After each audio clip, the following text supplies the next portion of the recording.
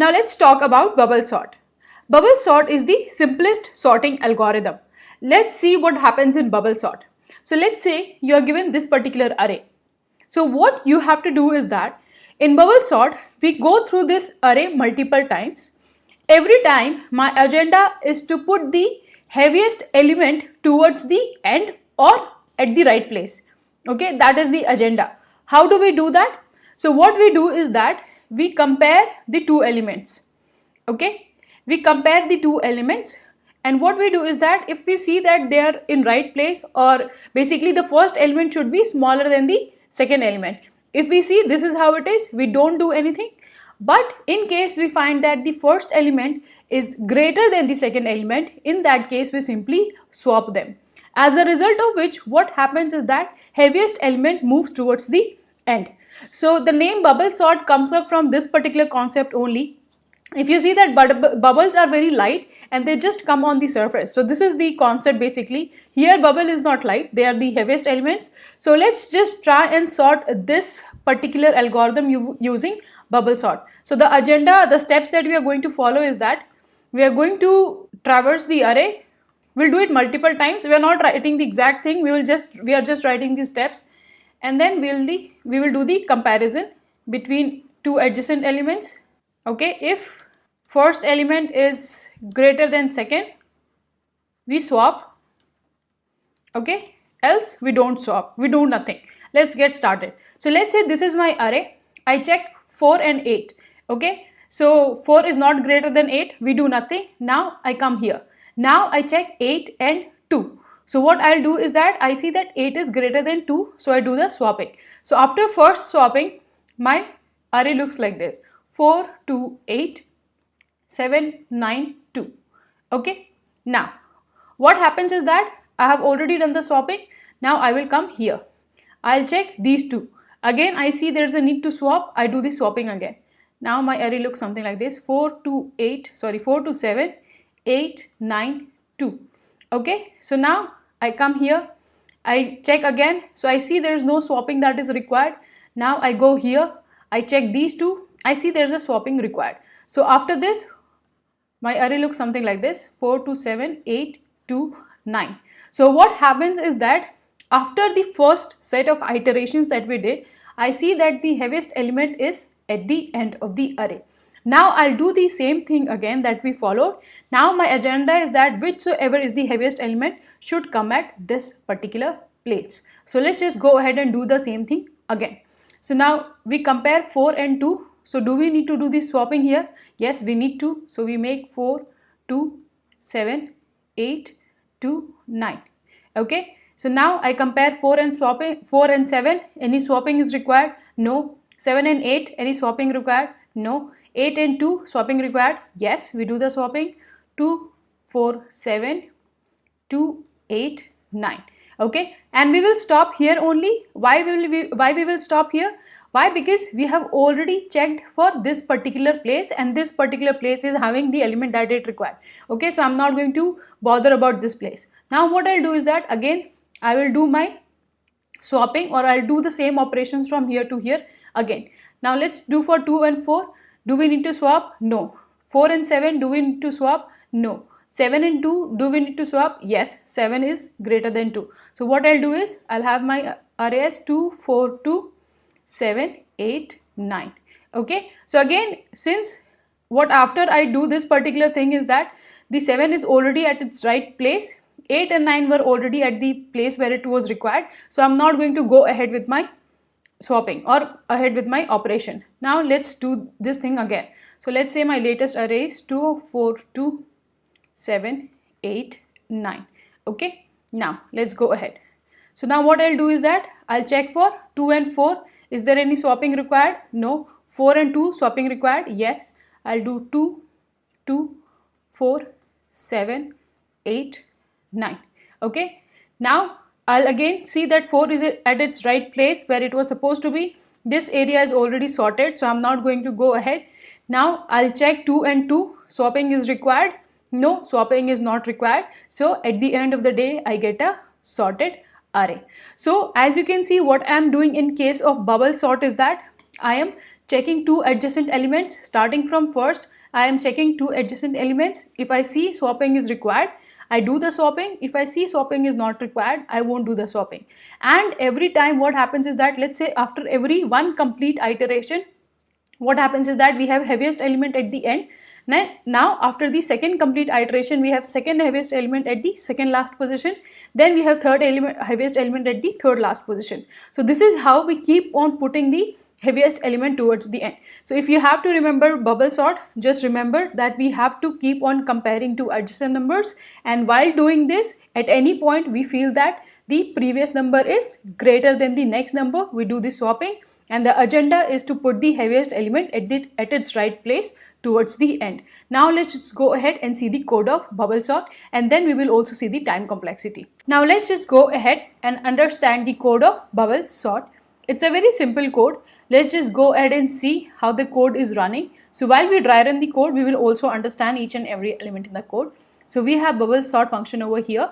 So let's say this is a particular loop. So we will see why we have taken the initializations and conditions like this. Okay, let's just dry run, and while we are doing that, we will also understand why is it this way. Okay, so in the first iteration, let's say we have I is equal to n minus 1. So here we have n as 6, n minus 1 is 5. So basically I is pointing to the last element. Okay, then our I goes till 0. Okay, so I has to be greater than equal to 0. Okay, now we have j equal to 0, and in the first value of I, or in the first iteration of I, j will go from 0 to less than I, which is it will go from 0 to 4. Okay, so let's put it less than 5, which means j will go till 4. So now what we do here is that we start from here. Okay, we check if arr of j is greater than arr of j plus 1. So we check if the first element is greater than the second element. If it is, what we do here is we swap. So this is the code to swap. So now for j equal to 0, what we do is that we swap these two particular elements. So after first iteration for j equal to 0, our array looks something like this. We have 2, 4, 8, 6, 9 and 7. Okay, now our j increments to 1. We check for 4 and 8. Is there anything that has to be changed? No. Now our j increments to 2. For 2, the next element is 6. So we compare both of these. There has to be any change? Yes, there has to be a change. So now this condition becomes true for j equal to 2, and the swapping happens. So let's write down the index so that we don't get confused. Okay, so now here the swapping will happen. We'll have 2, 4, 6, 8, 9 and 7. Okay, the last value of j we had was 2. Now j gets incremented to 3. Okay, so now this is the latest array we are operating on. So now here we have 8 and 9. J of 3 is 8. Arr of j is 8. Arr of j plus 1 is 9. Any change has to happen? No. So j will get incremented to 4. Okay, so now here we do the comparison. There has to be a swapping. Yes, the swapping has to be there. So we simply make it 2, 4, 6, 8, 7, 9. Okay, so after the value of I as 5 and this complete iteration, this is what my array looks. Okay, now the value of j is 5, and we know that the j can only go till value 4. So what I'll do is that I'll decrement my I. So my I becomes 4. Let's write it down here. My I becomes 4. Okay, my j will be 0 and my j will be less than 4 this time. It will only go till 3. Okay, so j has to go from 0 to 3. And how does my latest array looks like? It looks like something like this. We have 2, 4, 6, 8, 7, 9. Okay, so I do the comparison between these two. Any change has to be there? No. For j equal to 0, no change. Now I increment my j equal to 1. For j equal to 1, we compare these two. Any change has to be there? No, no change. Now my j gets incremented to 2. So now between these two, any change has to be there? No, no change has to be there. Now my j gets incremented to 3. Between these two, any change has to be there? Yes, this is greater. So the swap has to happen. So this will become 2, 4, 6, 7, 8, 9. Okay, so my array will look something like this. So I think we have already sorted it. Still, what we will do is that we will continue the comparison to a certain place. So now what happens is that after second iteration, these two elements are already in its place. Now I am bothered about sorting this particular part. Okay, this is sorted, though we got the sorted array, but let's say this wouldn't have been sorted. We have to bother about this particular part. Okay, so now one thing to note here is that let's see that why we are having this particular condition for j is less than I. So what happens is that in every iteration we are reducing one element. So basically, for if you see, initially my I was 5 and I wanted to have my iteration only till 4. So one of the reasons this is that, if you see here, we are doing array of j should be greater than array of j plus 1. So if I would have continued my iteration from j equal to 0 to j equal to I, and I has started from the last element, so what will happen is that at certain point my j would have become 5. Okay, then array of j would have worked fine, but array of j plus 1 would have given us runtime error. Okay, so we are running this loop only till j less than I. And anyways, what is happening is that since we are doing the comparison array of j greater than array of j plus 1, so while j was this only, we already did the comparison between these two, and obviously this is the last element. It does not need to be compared to any other element. So even if we run our loop till this particular place, my comparison is done. I am doing my work properly. Now the other thing is that at every time what is happening is that j is getting decremented, I is getting decremented, place till which j runs also get decremented in each and every loop. So what is happening is that initially I was running till here, right? In the first iteration I ran till here. So now I ran till here because I wanted to make comparison till here. Okay, so now what happened is that after first iteration I know that this is a already sorted place. This is sorted. I don't want to bother about this particular place. So what I'll do is that I will only run till here. Okay, so now after second iteration what happens is that both of these are already sorted. So I only want to run till here. I want the comparison to happen from this particular place only.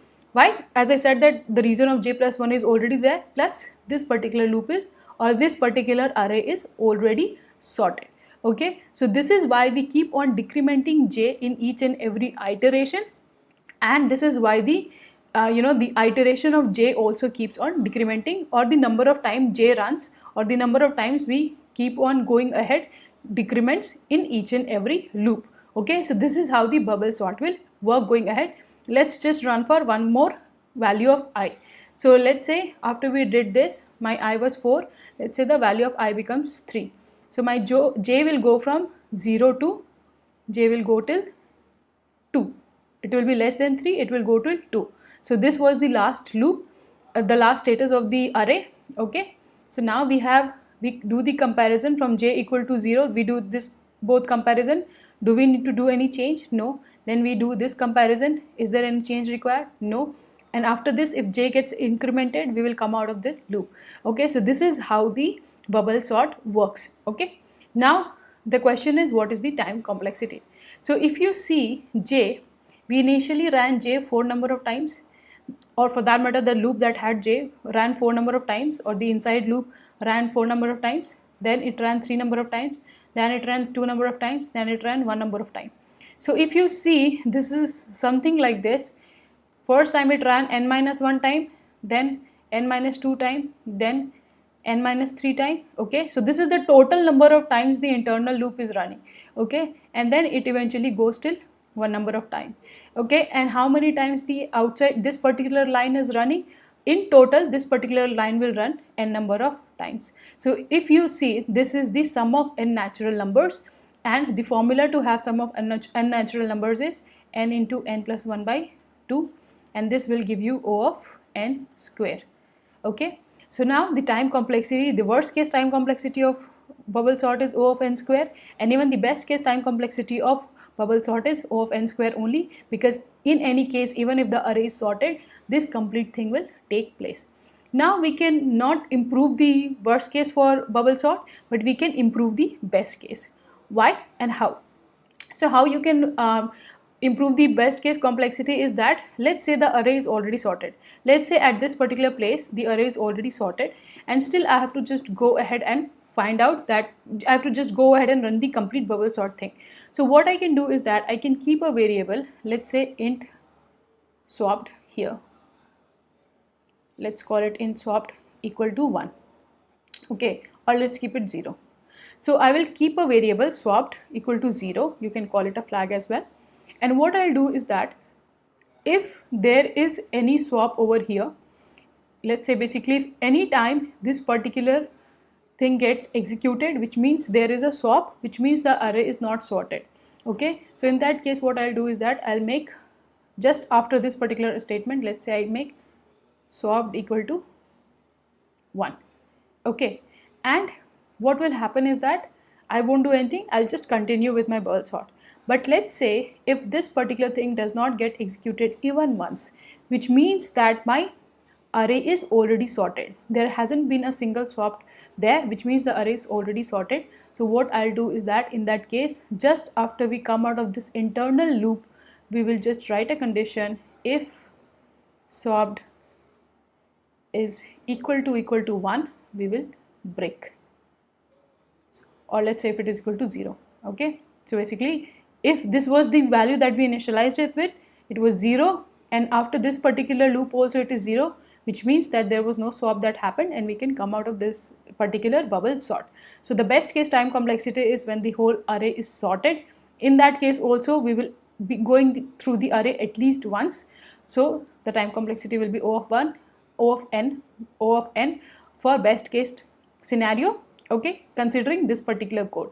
And what is the space complexity? Space complexity is O of 1, because we are not using any extra space. So this is bubble sort. You might not be using bubble sort too much. This concept of finding out whether the array is already sorted or not, this you might use in bubble sort. Else the bubble sort thing you won't be using too much, but it's good to know bubble sort as well. Okay, let's just go ahead and see other sorting algorithms.